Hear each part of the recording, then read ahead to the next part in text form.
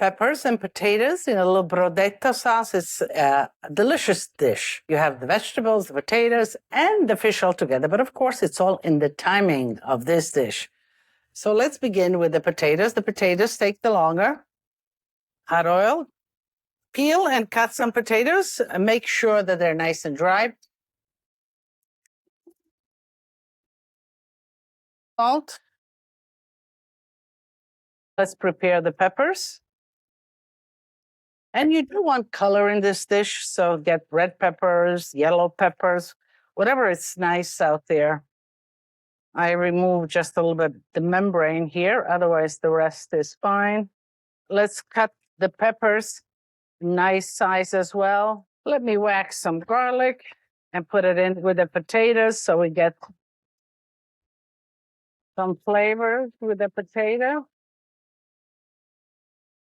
I'm going to make a hot spot, my little hot spots, and I'm going to put some tomato paste right in there. Caramelize that, and then we'll mix it all together. I'll also put a little hot pepper right in this corner. I'm going to toast that. Potatoes are browning. The tomato paste is caramelizing. The pepperoncino is toasting. So there's a lot going on here. So the base, let's put some thyme, so sprig of thyme. We can pull the sprigs out later. Here I have some simple boiling water. Let's put that in. Okay. The base, this will cook. So now the potatoes need almost to get finished, 3/4 of the way. So let's address the fish. But how do you keep fish at home? You have it at home and it begins to smell. The temperature of your refrigerator at home is always about 5-6 degrees higher than what fish should be kept at. So the one thing is you need ice, but you never want the fish to touch the ice. So let me just pick this up. Get yourself a tray, put lots of ice in it, just like that.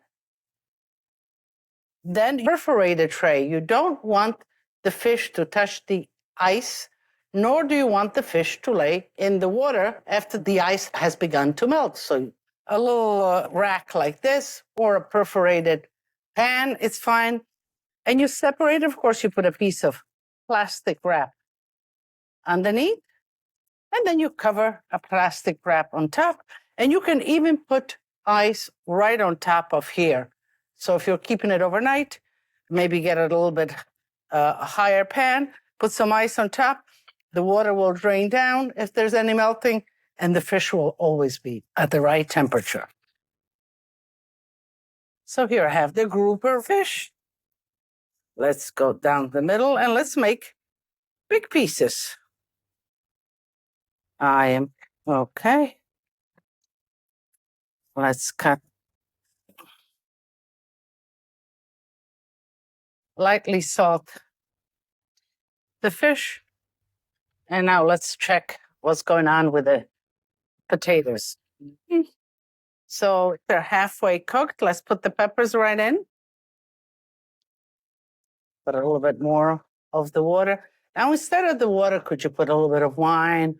Could you put some vegetable stock?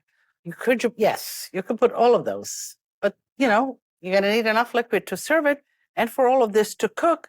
And I'm saying, okay, I'm going to put the fish in there. That's going to require a certain amount of liquid. So I base it on that. But I don't want it too liquidy because then you dilute the flavors.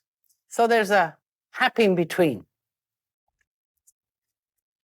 Okay. So this looks good. Let me see. Peppers are tender, just al dente. Let's get out the thyme. And let's put the grouper right in. When you put the fish, full speed, raise the temperature full speed, okay? We don't want to kind of nestle it in. You don't want to mix the fish too much. Yeah. I think we need just a little more of salt. Once it's nestled in, just cover it. Let it cook at high speed. We'll clean up, and in 5, 6, 7 minutes, that is done.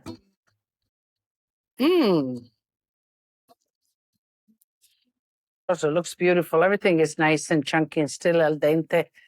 Drizzle of oil, just like that.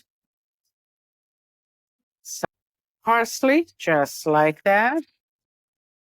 Let's just, and you notice I'm shaking the pan all the time. And that is because I don't want to go in there and break the fish. So I am moving it around by shaking the pan, but I'm not going in there. Not even I. I do not want to break it all up. Looks beautiful. So, a nice soup plate like this with some toast. Be delicious. So, see, the fish is resilient. Some peppers. Now, I'm looking at this. How would I like to present this? Certainly, if I present it as individual, I would give something like that. I think that's enough. Grab some nice parsley. Add a little drizzle of oil. And voila. This with some great grilled bread. You can break the bread in here. You can, in zupara, you can eat it any way you want. And I'm going to taste it. I want to show you the fish. It's nice and flaky, but it hasn't fallen apart. So a little piece of fish and, a little piece of potatoes are always good. It's always good.